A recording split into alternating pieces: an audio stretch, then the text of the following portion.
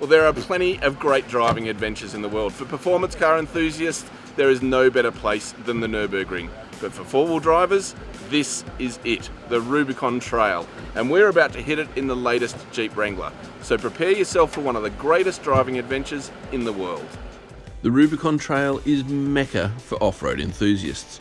Like the Ring, it is considered one of the most torturous roads on the planet. And just as the likes of Porsche, Lamborghini and Aston Martin used the Nordschleife as a test track, this is Jeep's unofficial proving ground, where it validates every one of its four-wheel drives so they can earn its highest trail-rated badge. But the twists and turns of the German circuit are replaced by boulders, ravines and creek crossings, the kind of country the all-new Jeep Wrangler is designed for. Located in the Sierra Nevada mountain range near Lake Tahoe in California, the Rubicon is about the same length as the Nürburgring, stretching 22 kilometers into the scrub. But there are no lap record battles out here, as it can take hours rather than minutes to get to the other end.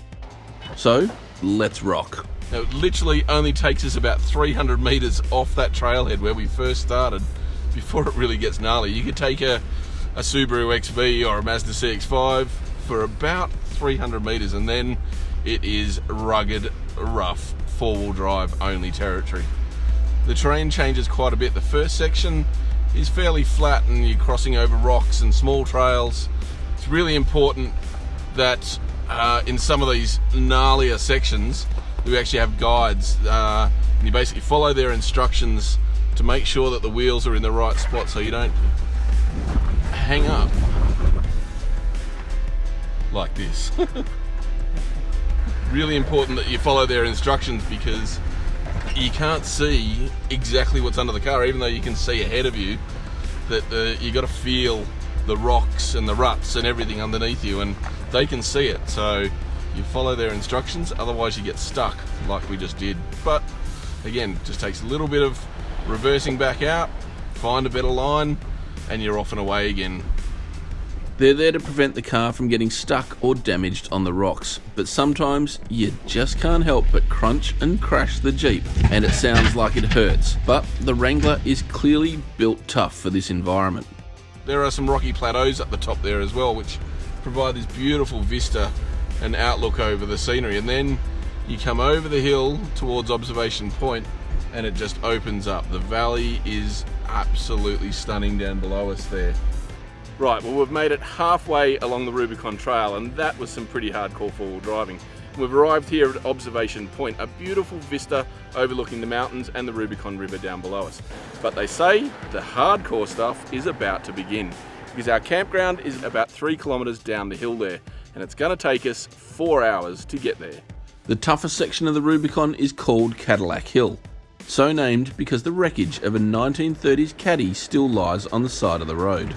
Well, it's almost impossible to comprehend that this was once a paved, maintained road. There was actually a hotel down the bottom of the hill here. Just amazing. And this car is doing it without the diff locks, just with the sway bars connected at the front and in low range four-wheel drive. It's simply doing it effortlessly. Slowly, but effortlessly. The 6th generation Wrangler is due to arrive in Australia early next year, and like before will be available in both 2-door and 4-door body styles, with a choice of either a 6-speed manual or 8-speed automatic, and either a 4-cylinder turbo diesel or the 3.6 litre V6 in the test car we're driving. As one of Australia's most popular convertibles, Jeep's icon predominantly lives within the confines of the urban jungle, as a fashion statement for beachside hipsters. But it is so much more than that. We've obviously popped the top off the Wrangler in the afternoon because this glorious sunshine is just divine to be soaking in, and you can also see even more of the scenery. Like, just look up there, it's staggering. Big blue sky, pine trees. There's that big sky feeling that you're out here and surrounded by the pine trees and the eagles flying through them. This is a seriously beautiful part of the world.